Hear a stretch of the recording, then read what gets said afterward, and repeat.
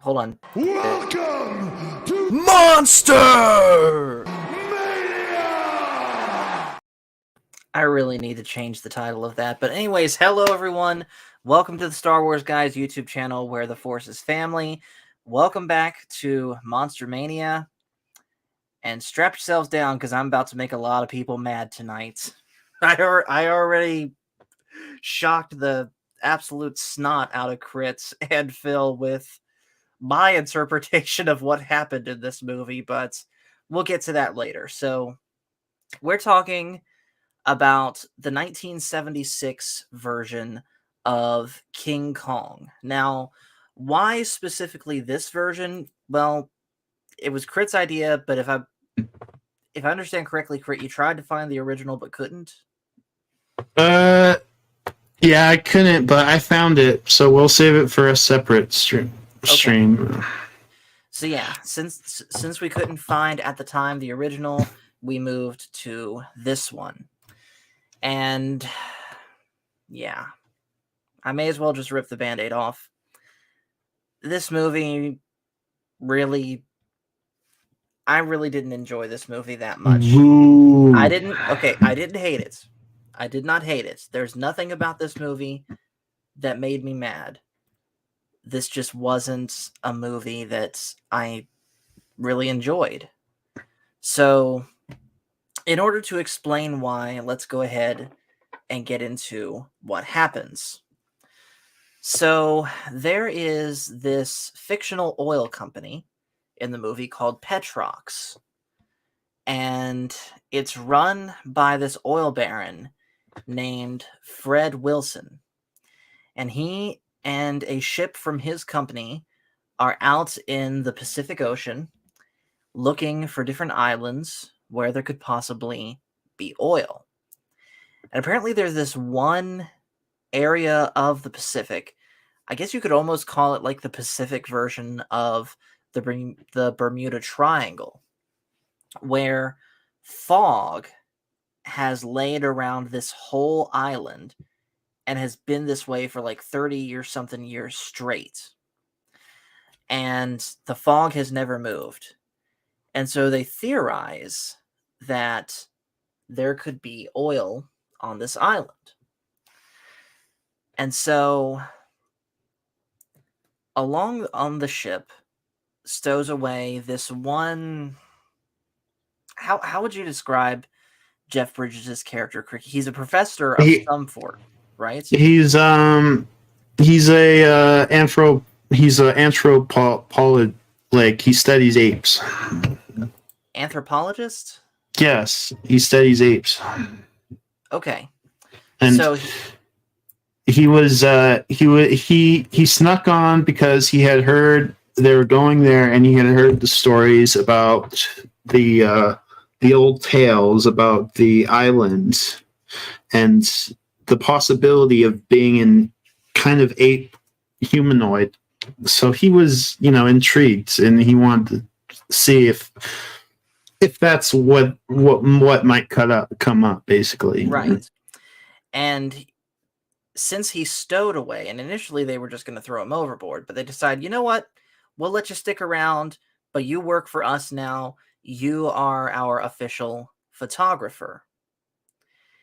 And so he's up on the deck walking around one day and sees a small life raft off the port side at about 2:00. They bring it in, and inside the life raft is a very pretty woman named Dwan. She literally describes it as the word dawn, but she switched the U and the A around to make it seem more unique. Mm-hmm. So she is wondering what happened to everyone else on the yacht that she was part of. Unfortunately, she was the only survivor from the accident that her boat was part of. She acts and reminds me of Marilyn Monroe. I can see that for sure. Very ditzy, very soft-spoken, very self-centered. she's not yeah, to an extent. She's like, I'm gonna be a star. I wanted to be a star. Um, uh, she says that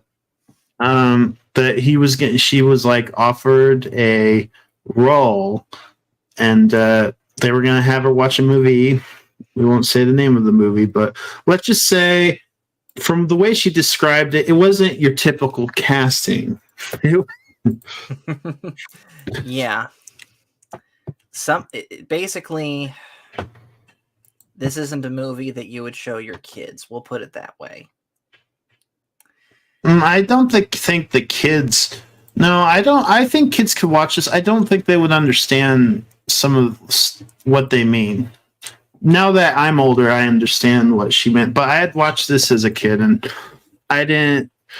Honestly, when you're a kid, you don't really care about the dialogue. You only remember the images. Mm-hmm. And I remember a lot of what happens in this movie. I even remember the snake. Yep. And we'll get to him in just a moment. By the way, right now I'm putting out the YouTube link to all Discords that I'm part of. So give me a quick second. So while I'm doing this, we'll keep describing. So eventually they make it to the island, and of course the lady wants to go along with the first landing party because, in her mind, she hasn't touched solid ground in a couple weeks. She doesn't want to wait until it's safe, and so they're fine, you can come with us. And it's very clear that Jeff Bridges' character and this girl are starting to fall for each other. So they're exploring, and eventually they come across this clearing where there's this giant wall made of wood and earth that's been erected, and they take a peek over the other side of the wall and see that there is this native tribe that lives within the confines of this wall, and they're witnessing a very peculiar ceremony where I guess you could say the prettiest woman of the whole tribe is brought out on this pedestal, and she's wearing the tribe's absolute best garments. She's got a fake blonde wig on to make her more beautiful, and they manage to surmise that this is like a wedding ceremony. But all of a sudden, actually, hold on, I'm getting ahead of myself. While watching the ceremony, Mr. Fred Wilson, the oil baron, and his friend, I don't remember what his friend's name is, but he's played by Odo. he's played by Odo. They notice that up from the ground came a bubbling crude. Oil, that is. Black gold, Texas tea, you might say. So that was a bad Beverly Hillbillies joke. Black tea. Mm-hmm. So anyways, this ceremony gets interrupted when the natives notice that they're being watched, and I guess you could say the man that's filling in as like the groom stand-in, as Jeff Bridges puts it, sees the girl that's, with the landing party, sees that she is much prettier than the girl that they were originally going to offer up, and they pretty much demand, give her to us. And of course they're like, absolutely not. And they get into a bit of a scuffle over this, where the people from the boat fire their rifles into the air to scare off the natives enough to where they can make their escape. So they do. Later that night, Jeff Bridges was going to sneak back to the island to try and find this giant ape by himself, despite the fact that no one else on the boat is really that interested in that. and he has a bit of a conversation with the girl, sort of on like the swim deck, I guess you could say, of the ship. It's like this really low sitting deck that you can stand on pretty much on the surface of the ocean and get into a boat, whatever. And he goes to get some more supplies, but by the time he comes back, the girl is gone. And he notices that a bone necklace had been left behind in her place, and he figures out that the natives had come in when no one was looking on their boats and kidnapped her. Meanwhile, back at the natives' camp, we find that the girl, they've done something to her. We don't exactly see, I don't know, maybe we see something, because do you think these natives had access to something like chloroform? Because they reach up for her and like cover her mouth, and Probably it kind of some knocks her what out. she was drinking out of the shells. She was given that drink. Remember? Yeah, Probably had some, uh, some Pacific Islander moonshine, maybe. maybe, yeah. So basically, she's all loopy, and she is dressed up in the same way the other girl was that was going to get, I almost want to say sacrificed, but it's clear this isn't a sacrifice. And they go through the ceremony and pretty much shove her outside the main gate, tie her up to this one pedestal like altar thing, and out of the jungle comes King Kong. Now, how tall exactly is this version of King Kong? Let me see here. Paul is 70s king. 40 feet. Mm-hmm. So yeah, a 40-foot tall ape comes out of the jungle and snatches up the girl and takes her away back to his lair. Meanwhile, everyone from the ship, is forming rescue parties trying to find her. And it's very clear that Mr. Fred Wilson is really only pretending to care. His mind is still on getting his hands on that crude oil, which later on, Odo, his friend, comes along and says, "You found crude oil, but it's not done being what we need yet. It's going to be another 10,000 years before you can actually make something with it." And so, thinking about this, Mr. Fred Wilson decides, okay, I'll hunt down King Kong and bring him back to America with us and make him a sideshow attraction, kind of like, Exxon saying, "Oh, we'll put a tiger in your tank," something like that. Meanwhile, the Jeff Bridges character leads one particular search party through the jungle, and eventually they actually catch up to King Kong at this canyon where they're trying to walk across on a log. And King Kong twists the log and throws the log over the side, knocking everyone but the Jeff Bridges character and another guy off to their death. Jeff Bridges managed to climb up one side of the canyon. The other guy climbs up the other and heads back to where everyone else is making camp while Jeff Bridges continues on. This whole time, the girl is trying her absolute best to get away from Kong, though it's very clear that King Kong has fallen in love with her. Mm-hmm.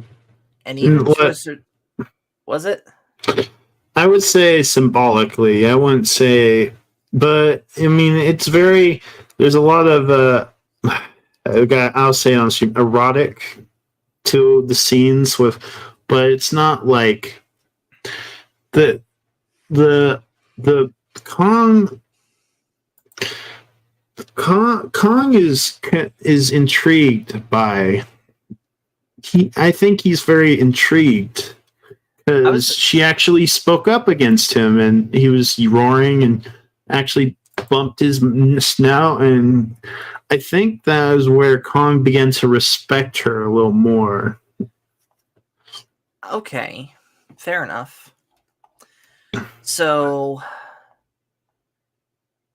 he takes the girl back to his lair and sets her down, and all of a sudden they get attacked by a giant snake. And while Kong is wrestling with this snake, Jeff Bridges manages to catch up and rescue her, and does a great job, by the way, of hugging her so that the camera doesn't see that she's currently topless.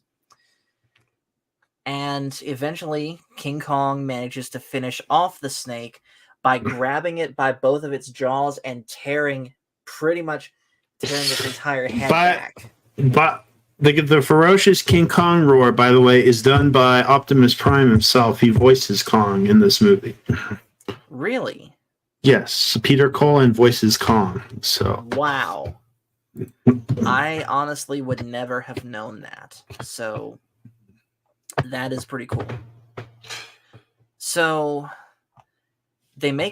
so Jeff Bridges and the girl make their way back to where the natives' camp was, which by this point Mr. Wilson and his friends have taken it over, and they dig this giant pit in the middle of the floor right in front of the gate, and they fill it with something. Do you know chloroform. What it was? So that was indeed chloroform. That was chloroform, yeah. Mm-hmm. Okay.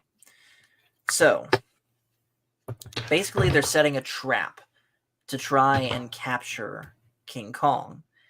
And sure enough, no sooner do they make it through the gate that King Kong comes in right behind them. Probably the best entrance in the movie is where it's the oil baron and he's setting up the trap, and then King Kong comes in and they just stare at each other. Yep. And again, I can't diss on this movie, even though it is slow. That's my only complaint. But when it shows Kong at his being Kong, basically, mm-hmm. And his roar and banging and destroying the gate just like oozes excitement for me. You're right, and like I said, even though this movie wasn't my cup of tea, scenes like that were actually really good. And if I'm not mistaken, that was also the first scene that Mr. Wilson actually saw King Kong, in his full glory. Mm-hmm. Mm-hmm. And he realized, oh crap, they weren't lying. This is going to be tougher than I thought. But anyways, he tears down the gates, falls into the pit, and is knocked out by the chloroform. And so next thing we know, they're on this huge barge of a ship. King Kong is down in, I guess, one of the storage pits of the ship where he's able to... There's an opening in the ceiling that's grated where he, of course, can get sunlight, and they feed him through it. But he's clearly not happy in there. In fact, one night he even throws a tantrum and causes the entire ship to shake and even destroys a part of the ship.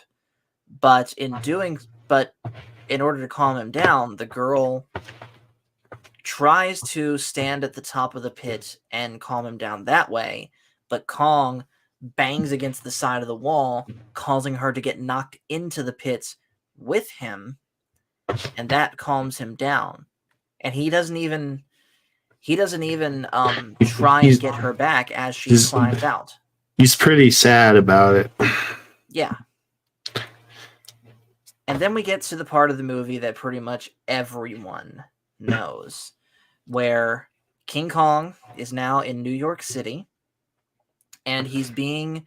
Real quick, I want to say hello to Salty Traveling C, who says, I saw this movie as a kid in the theater, and it scared the hell out of me. Wow.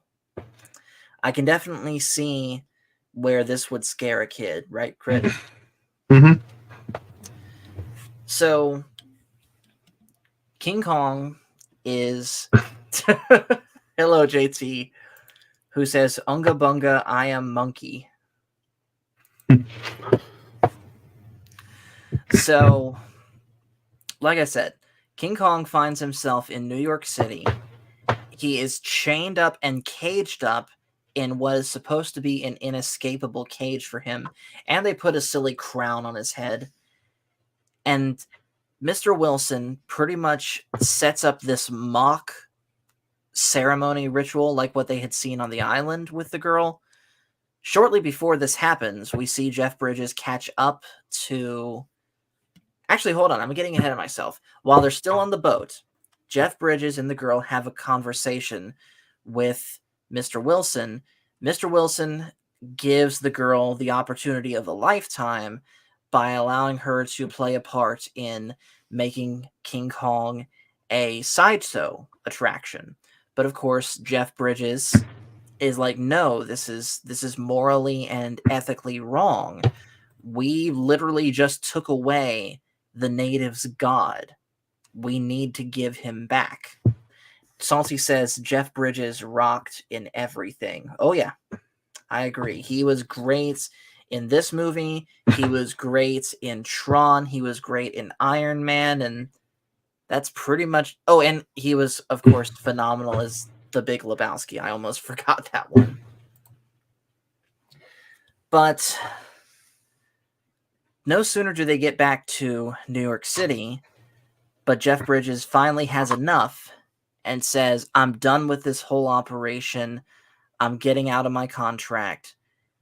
And he tries to convince the girl to do the same thing, but Mr. Wilson plays the card of, if you go with him, you will never have the spotlight that you've dreamed of, and pretty much manipulates her into staying with him. So like I said, this is where we get to unveiling Godzilla. I'm King Kong, sorry. I was actually about to say Godzilla several different times during this stream, but I stopped myself. So finally I got it over with. So King Kong, like I said, he's in this cage, chained up, and they basically recreate a mock version of that ceremony with, of course, the girl playing her part. And at first, Godzilla is clearly put off by all of this, but he's peaceful enough until he Godzilla. sees King Kong. I'm sorry.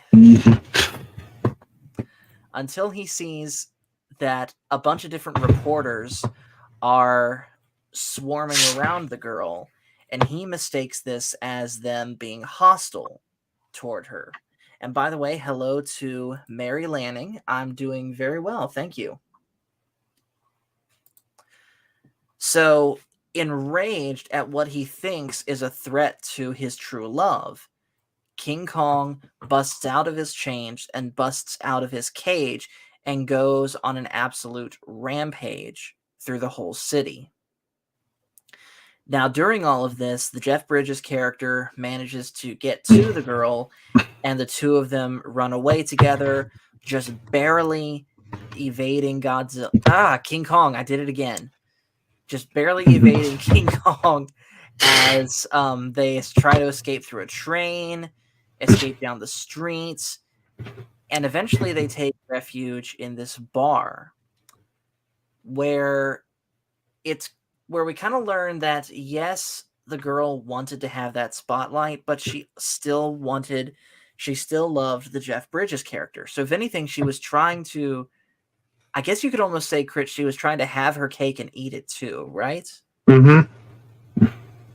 But Jeff Bridges never gave her a straight answer as far as whether or not he loved her back. He was more concerned about King Kong. So this kind of goes back to a conversation that we were having before this stream started, Crits, where in the end, the girl got what she wanted as far as having the spotlight on her. And in this particular scene, we see where Jeff Bridges's priorities truly lied as far as choosing King Kong's safety over his love. Wouldn't you say? Mm-hmm. So basically, Jeff Bridges gets in touch with, I'm guessing, the mayor of New York Yeah, City, I mean, and tells them that that is 4 times now.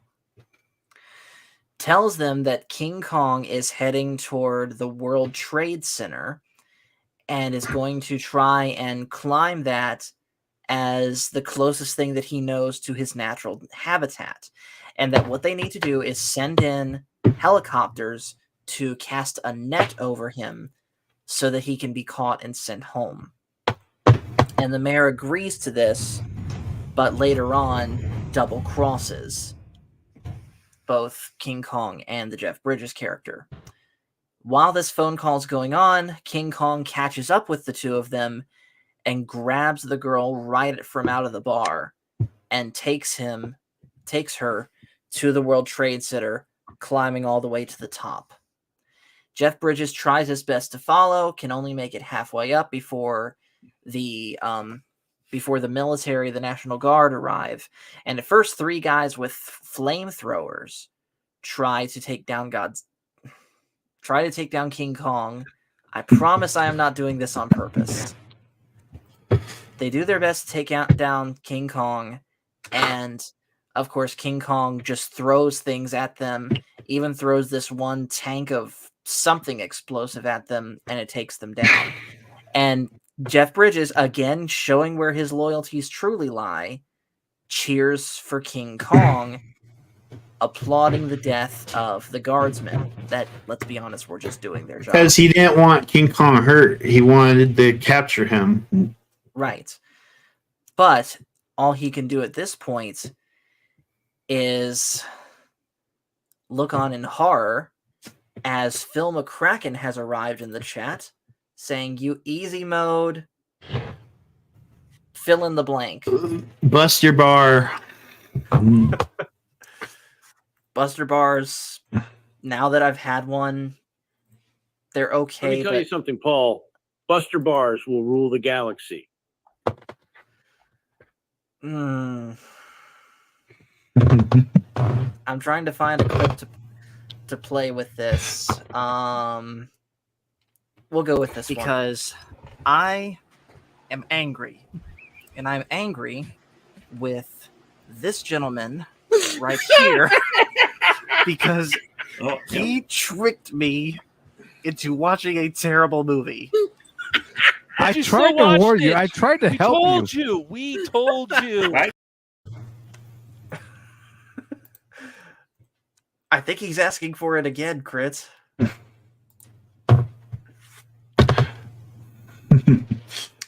But anyways, getting back to it.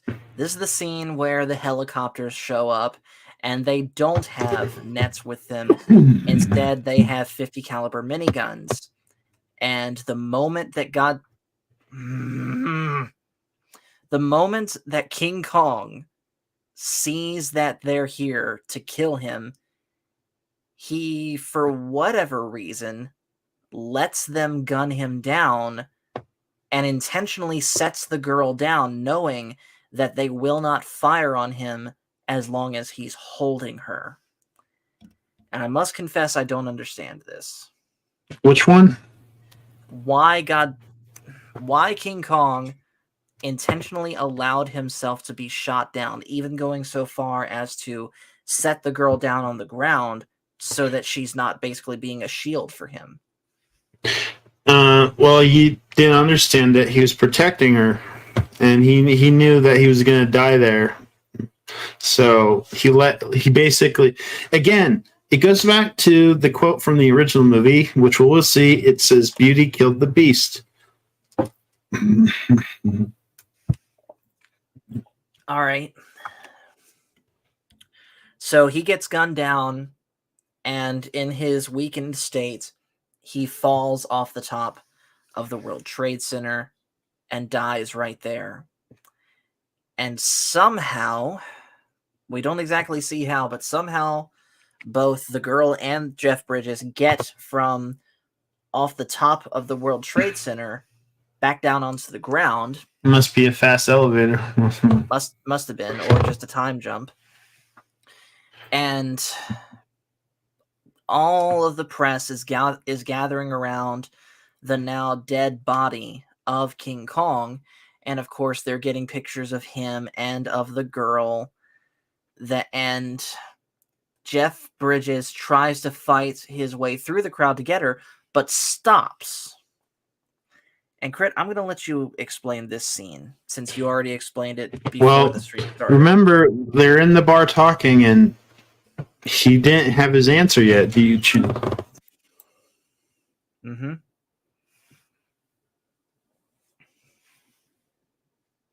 Sorry, I got interrupted. It's okay. He didn't know if she wanted the limelight or him, and to her, Kong was the limelight, so she finally got it, and you let her have it. Yeah. And that line, "It was beauty that killed the beast," is never spoken in this movie. So, okay, this explains the whole oil thing. During the mid-70s, there was an oil crisis in Saudi Arabia. mm-hmm. And it says here on Wikipedia, they made the oil people looking for oil because there was a crisis in the 70s. Yeah. There was no. That's the whole point of the oil. I looked it up. So Okay. Well, let me explain. I'll get to your comment in just a moment, Mary. Let me explain why ultimately I didn't enjoy this movie as I probably should have. Is because I came away, I fully admit, I came away from this movie with the wrong interpretation of what it was about. I thought, and I'm still kind of halfway convinced, that this movie was an environmental message, that oil companies only care about getting rich and famous at the expense of the natural order. That's what I thought this movie. That's what I thought this was, the story, and not a very good, well-told story at that. And that's why ultimately I didn't enjoy it. Only for Crit and Phil to tell me in the Discord in no uncertain terms that I got it completely wrong. You say it isn't a good environmental message. Well, what if it isn't really an environmental message and you're kind of overthinking? Yeah, like I said, I realize that now, but in the moment watching this, I'm like, okay, the bad guy is representing an oil company. Oil companies in the real world are lambasted for being very polluting to the environment. This is clearly a movie meant to put shame upon the big oil companies, but it's not doing a very good job of conveying that message. That's what was going through my head in the moment of watching it. Now I get it. It's, I guess, for lack of a better term, a love story between King Kong and the girl. At least there you go. Ding, ding, ding, ding. We have a winner, everyone. He finally figured out the whole point of King Kong. Yeah. Like I said, I get it now. Even on those terms, it's still not a movie I enjoyed.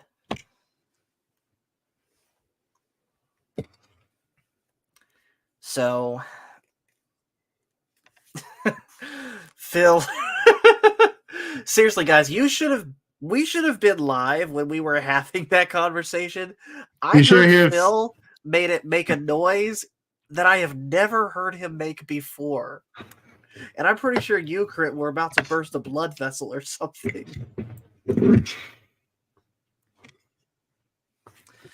But yeah, so that is the story of at least the 1976 version of King Kong. I acknowledge that it is a well-made movie, but it's not a movie that I enjoyed. Perhaps I'll enjoy the 30s version or the Peter Jackson version better, but as my first true introduction to King Kong, this one fell flat. So with that, let's move from talking about the story to talking about the characters. Starting, of course, with King Kong himself. King Kong, as far as how he was designed, obviously that's a guy in a suit acting out the part. But from the guy acting out the part to the way the suit was designed to even the expressions in the face, King Kong looked amazing. Wouldn't you say, Crit? Mm-hmm. In fact, I would liken how this dude plays King Kong in the dude that played King Kong in the suit put the same blood, sweat, and tears and dedication into it as, say, the guy that did the Godzilla movies, whether it was the Showa era or the Heisei era. Oh boy, Mary, we have a lot to talk. Oh, that movie is coming very soon. We will do that after our King Kong. And we got to finish the Showa era Godzillas too. That's not actually an actor playing Kong. That was the makeup artist Rick Baker who played King Kong. Really? Mm-hmm. And Wow. Rick Baker's famous. I think he became famous for his makeup. If you've seen Men in Black and all those movies, but this was his first real. He designed the face and the expressions and. Interesting. I did not know that. Oh, and by the way, earlier I forgot. Mary says, I just got reading Star Wars book called Star Wars Cross Current. It's all about Jaden if you want to talk about it. It was a good book. I could not put it down. I will look into that at some point. Right now, I am about finished with the first book, or at least the first audiobook in the Heir to the Empire trilogy. So expect something on that very soon. But anyways, back to Godzilla, King Kong himself. So King Kong himself, I have zero complaints. I think the design they got right, the scale they got right, the acting, which again is surprising that it's not an actual actor, but it's the makeup artist. He did a phenomenal job. And then Peter Cullen doing the voice of King Kong. I have yet to hear Peter Cullen do any voice and it not sound superb. He did the Predator. Yeah. And you guys know my low opinion of the Predator, but I will concede that the Predator has one of the coolest voices in all of movie history. And again, that's all down to Peter Cullen.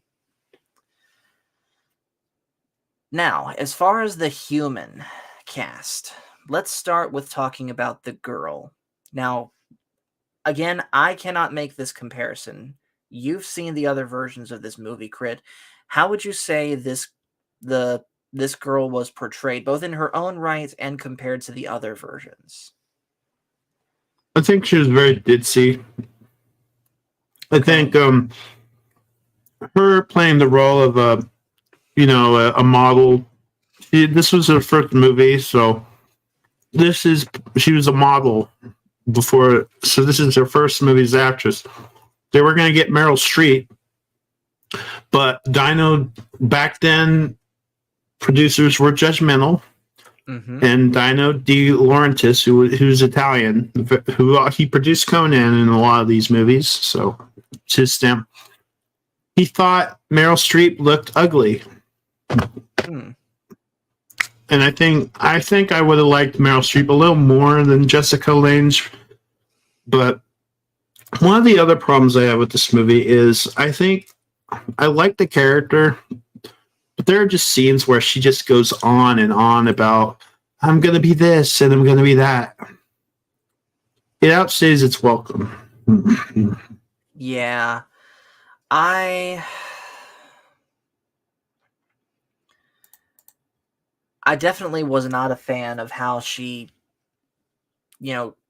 where horoscopes was like her thing, and she's like, "Oh, you're a Aries or you're a Libra, whatever." Say what you want about horoscopes, whether you believe in them or not, doesn't matter to me. But it was clearly the gimmick they were trying to push with her, and I just don't think it worked. Now, the Jeff Bridges character. As far as the humans go, this was my favorite character. Jeff Bridges sold the idea of a slightly hippie-ish professor that specializes in ape study. Yeah, I 100% bought Jeff Bridges as that character. And again, it makes sense that, yeah, he has a crush on this girl, but ultimately he's going to stick by his morals and prioritize protecting King Kong over running away with his girlfriend, right? Yes. So, and then Mr. the oil guy, Mr. Wilson, he was okay. He definitely played the stereotypical evil oil baron that only cared about making a profit and all that stuff. And then pretty much everyone else was just kind of there, which is weird, even considering Odo's character. He was like another scientist that was there as like specifically studying geological surveys as far as whether oil would be there or not. It was cool seeing Odo without the makeup, but even then it's just like he's kind of there, all things considered. So the final talking point I have is the effects. There were some times that you could tell they were using blue screen effects, especially in regards to showing King Kong on screen at the same time as any human character. Now, there was no... Actually, I take it back. In all of the scene, there is like two effects that kind of broke the immersion for me. The first one was when King Kong threw that tree trunk down into the canyon, and you see the Jeff Bridges character kind of like backed against the wall. There was a bit of a blue screen silhouette over him, so I noticed that. And then another scene involving King Kong as he's climbing up the World Trade Center, and he's got the girl on his shoulder. You can tell in one scene that he's carrying a doll. So those are the only two complaints I have as far as effects go. Other than that, I think they were pretty good. What about you? Oh yeah, American reminds me of American version of the Godzilla 1985, especially the part where he's just tearing through trains and buildings, and they blended it well. They also had a lifelike version of King Kong, an animatronic, but you can only like if you have to pause it during the parts where they unveil him in New York. Mm-hmm. Unfortunately, this looked really weird and robotic. But it's only if you noticed it. I see. I definitely know that the scenes where you see the girl close up in his hand, obviously that was a robot, but it was done so well that you couldn't tell unless you were seriously critically thinking about it. So that's pretty much all I can think of, at least before giving my ranking, to talk about with this movie. Is there anything we missed, Crit?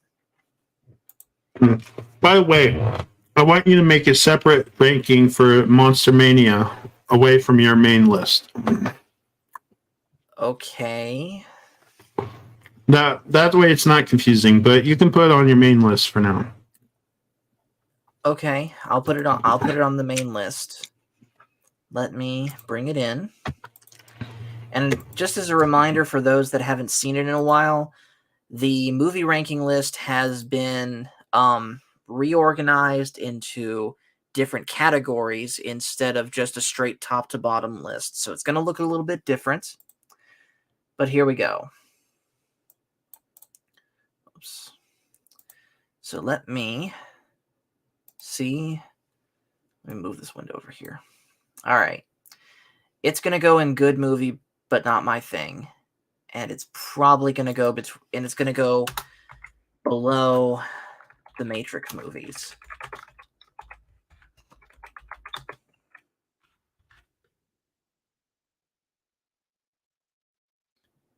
So that's pretty much it. So a couple things to mention before we get out of here. This is officially the return of Monster Mania. Do we want to go back to Godzilla next week, or do we want to continue with King Kong? I like continuing King Kong. Hopefully we'll have Phil on the next one. All right. Tell you what, let's do this. Let's watch the original, if you're all right with it. Let's go back to our habit of reviewing 2 movies on Monster Mania.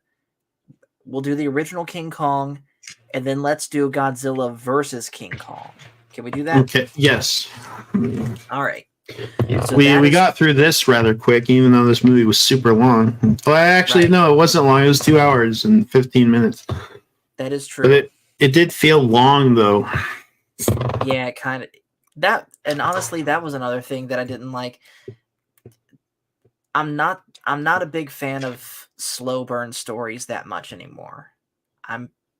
And this is more a me problem than it is a movie problem. I just have kind of come to the point where I want the payoff quick. So, like I said, that's not a movie problem, that's a me problem.